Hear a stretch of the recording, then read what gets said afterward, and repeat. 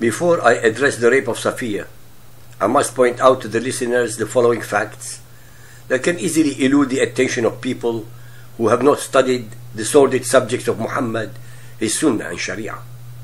1. In the Arabic language at the time of Muhammad, there are two distinct words: zawaj, meaning marriage, and nikah, meaning having sex, the F word in English, or to rape, a form of forceful sex. Invariably, the followers of Muhammad, in attempting to sugarcoat Muhammad's despicable deeds, they actually deliberately deceive Arabic ignoramus people by translating words falsely. For example, they translate nikah to marriage, which is not true. 2. They are so ashamed that even in the case of Aisha, they contort hadiths to make her age 19 years old, not 9 years, when Muhammad nakahaha, i.e. penetrated her. 3. If they are so shocked and ashamed, why do they continue to believe? Excellent question, to which the answer is also simple. They are utterly without logic, because the most virulent virus known to mankind is called Quran, which, when it lodges itself into the brain of its victim or host, it almost instantly eradicates the area of logic, followed by the areas dealing with compassion and mercy, turning the victim into a zombie, the living dead, that we watch with horror their actions on TV all over the world almost daily. 4.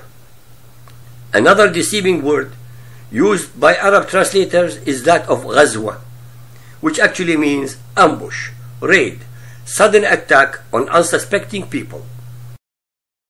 They translate it to battle as if the two opponents were aware of each other's presence and or intentions. 5. Whenever Muhammad wanted to despoil, rape, plunder and slaughter others, he pretended that he received an inspiration from his God, Allah, informing him of the intentions of his would-be victims. 6. The tribes that the Muslims call Jews were actually native aboriginal Arabs who converted willingly to the religion of the Jews, just as were the Christian Arab tribes. These were not Israelites or Europeans, but indigenous natives. They were Judaized Arabs who in Quran's very clear Arabic are called Alladina Hadu. Hence, all the hadith reports about Muhammad that humanity has are the one-sided, uncorroborated, unsubstantiated, and invariably concocted ones by Muhammad and his followers to excuse and or explain away his evil and ungodly deeds.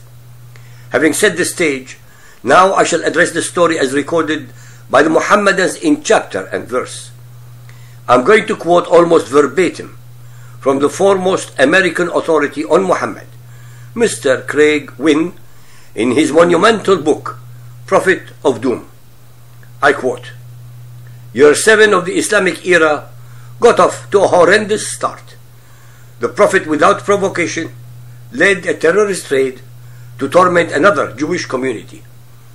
Tabari 8.116, Ishaq 0.510. After his return from Hudaybiyah, Allah's Messenger marched against Khaybar. He halted with his army in a valley between the people of Khaybar and the Ghatfan tribe to prevent the latter from assisting the Jews. The motivation for the attack was obvious. Muhammad's militant and mercenary horde was up in arms over his capitulation at Hudaybiyah. Out of control, they would have turned against their warlord if he hadn't found a way to satiate their growing lust for blood, babes, and booty. For those who think this conclusion is unfair and overly cynical, consider the following facts. When the Muslims failed to capture the Meccan caravan at Badr, the Prophet stole property and possessions of the Qaynuqa Jews. Following the Uhud defeat, he immediately plundered the Nadir Jews. The siege of the trench was not only the third in a series of 4 battles without booty, it was also bloodless. So Islam's demented dictator provided slaughter, sex and spoil by murdering, enslaving and robbing the Qurayza Jews. The Jews had become easy prey. So following the booty-less and bloodless peace of Hudaybiyah, Muhammad set out to terrorize the only Jewish community within reach that he hadn't previously sacked and plundered, Khaybar. It was their turn to feel the wrath of Islam. Incidentally, neither Allah, Muhammad, Ishaq, Tabari, Bukhari, nor Muslim made any attempt to justify Islam's ruthless assault on the Khaybar Jews. They knew the truth and didn't try to disguise it. Islam was no longer a religion. It was a terrorist dogma. The first Muslims weren't disciples, they were mercenaries. Muhammad wasn't a prophet, he was a pirate. Allah wasn't a god, he was the devil incarnate. And together they were about to prove that they were a blight on humankind. As transparent as ever, these words directly from Muhammad's lips demonstrate that he was working for the Prince of Darkness, the great deceiver, the adversary, Satan. Ishaq 5:11. When the apostle raided the people, he waited until morning, and then he attacked. He came to Khaybar by night. When morning came, and he did not hear the call to prayer, he rode, and we rode with him. We met the workers of Khaybar coming out in the morning with their spades and baskets. When they saw the Prophet and our army, they cried, Muhammad with his force. They turned tail and fled. The apostle yelled, Allahu Akbar, Khaybar is destroyed. When we arrive at a people's square, it is a bad morning for them. There is no ambiguity in what I am reciting. The Jews of Khaybar were going about their daily life of cultivating their land without the slightest inkling that they were about to be slaughtered by Muhammad and his thugs. Had it been true that they were intending to attack Muhammad, as he and his supporters falsely claim, they would have been prepared for ambush or assault.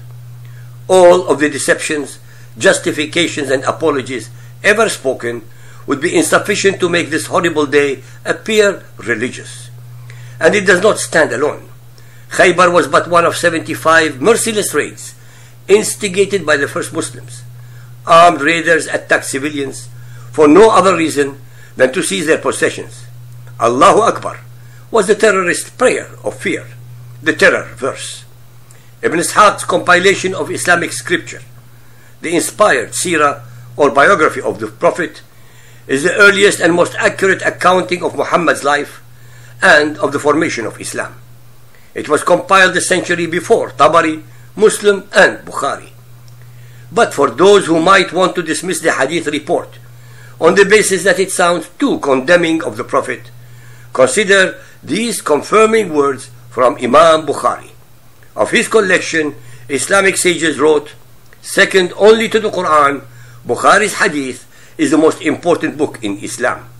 Bukhari 5.510. Allah's apostle reached Khaybar at night. It was his habit that whenever he reached an enemy at night, he would not attack them till it was morning. When morning came, the Jews came out with their spades and baskets. When they saw the Prophet, they said, Muhammad, oh dear God, it's Muhammad and his army. The Prophet shouted, Allahu Akbar, Khaybar is destroyed. For whenever we approach a nation, evil will be the morning for those who have been warned. The Prophet had their men killed, their children and women were taken as captives. Calling the Jews a hostile nation is a farce. Muhammad and his Muslim militants, according to their own accounting, had either murdered, terrorized, enslaved, or raped tens of thousands of Jews, yet the Jews had killed but one Muslim. The more you know, the worse it gets. This is why Islamic leaders must keep good people from reading these words. It is why they lie to themselves, to our citizens, the media, and politicians alike. Islam is self-destructive, mutilating its own credibility. The warning these Jews were given before evil befell them was no different than Muslims provide today. The 9/11 terrorists shouted Allahu Akbar before they slaughtered thousands. By proclaiming the prayer of fear, Islamic terrorists tell us who they are, what they believe, who they serve, and why they kill. Tabari 8.117. Dia had asked the messenger for Safiyyah. Bukhari 4.143. It was then that the beauty of Safiyyah was described to Muhammad. Her husband had been killed, actually brutalized, so Allah's apostle selected her for himself. Ishaq 5:11. When Dia protested, wanting to keep Safiyyah for himself, the apostle traded for Safiyyah by giving Dia her two cousins. The women of Khaybar were distributed among the Muslims. Muhammad made Safiyyah her manumission as her mahar. Perverted is too kind a word for this man. He became the first serial rapist to call himself a prophet. And make no mistake, having sex with a captive is rape. I recognize that this is hard to believe. It's so inconsistent with our popular view of prophets and religions. Yet the bloodied and broken bodies of the Khaybar Jews, like the Qurayza before them, reveal what Islam does to men. Pure, fundamental, original and uncorrupted Islam turns men into terrorists. They become as immoral as the beast who seduced them. The economic plight of the Islamic world is a direct result of Muhammad's unwillingness to engage in honest work. It is why the Islamic nations remain the world's least productive. In fact, Muslims as a whole are destructive economically, stifling far more commerce than they inspire. And that's because their leader was a pirate. Islam was financed by stolen booty and the slave trade.